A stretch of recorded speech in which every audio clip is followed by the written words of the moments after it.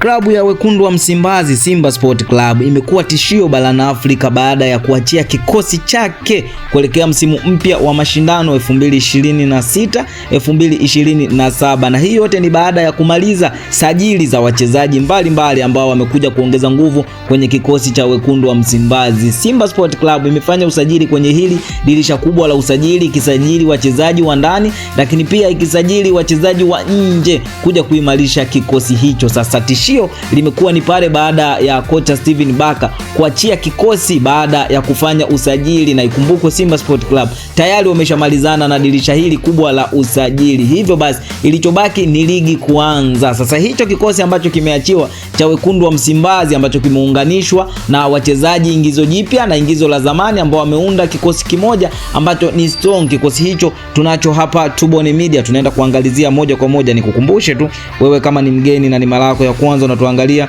hakikisha umesubscribe na kubonyeza alama ya kengele, kwani haya na mengine mengi ya kimichezo utayapata hapa Tubone Media. Sasa moja kwa moja tunaenda kwenye kikosi cha wekundu wa Msimbazi ambao kwenye hili dirisha kubwa la usajili wamesajili wachezaji mbalimbali ambao wamekuja kuongeza nguvu kwenye kikosi hicho cha wekundu wa Msimbazi. Moja kati ya sajili ambazo wamesajili ni Kevin Nation kutoka Pamba Jiji, lakini pia Ibrahim Jabal kutoka kule Stellenbosch, ambaye mwingine ni Ibrahim Dumbia kutoka kule Kolofina, ni mshambuliaji wa kati huyu, lakini mwingine ni Telesco Magalwa mwenye miaka 29, lakini mwingine ni Seje Bajo mwenye miaka 23, beki wakati huyu ambaye tayari watu hawa wameshakamilisha usajili ndani ya kikosi cha wekundu wa Msimbazi. Sasa kuelekea msimu mpya wa mashindano, kocha wa wekundu wa Msimbazi Steven Baka ameamua kuachia kikosi ambacho kitakuwa ndicho kikosi kipya cha mashindano. Kikosi cha Simba baada ya kukamilisha kwa usajili wa Ibrahim Jabal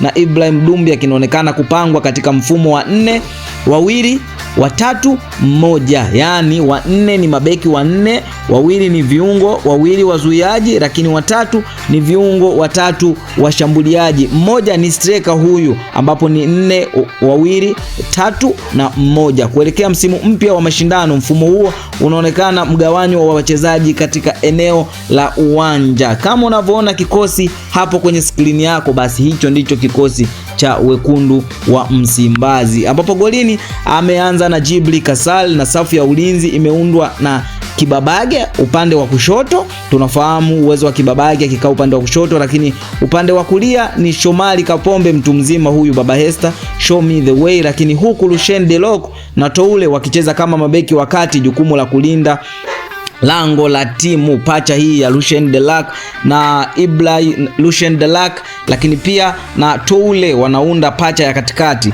Eneo la kiungo ni Kagoma, kiungo mkabaji, lakini pia Jabal kama kiungo wa kati, huku Chama akicheza mbele yao kama kiungo mshambuliaji. Mpangilio huo unaweza kuiana katika ukabaji, usambazaji wa mipira na ujenzi wa mashambulizi. Lakini safu ya ushambulizi imeundwa na Oura upande wa kushoto, lakini pia Gweye upande wa kulia na Dumbia akiwa mshambuliaji wakati. Muundo huo unaonesha namna Simba inaweza kuanza michezo yake ikiwa na wachezaji wapya katika kikosi cha kwanza, ambao kikosi cha kwanza tayari maingizo mapya yameingia. Tunaona kama Jabal tayari yupo kwenye kikosi kipya cha wekundu wa Msimbazi, lakini pia tunaona kama Mohamed Dumbia mshambuliaji wakati huyu tayari ameshaingia kwenye kikosi cha wekundu wa Msimbazi. Wakati huo huo bado kuna wachezaji ambao wamekaa benchi kama vile Elim Panzu, wachezaji hatari sana wa wekundu wa Msimbazi, lakini pia Selemani Mwalimu naye yupo benchi akisubiria nafasi. Sasa Simba ijayo ni hatari, na hichi ni kikosi tu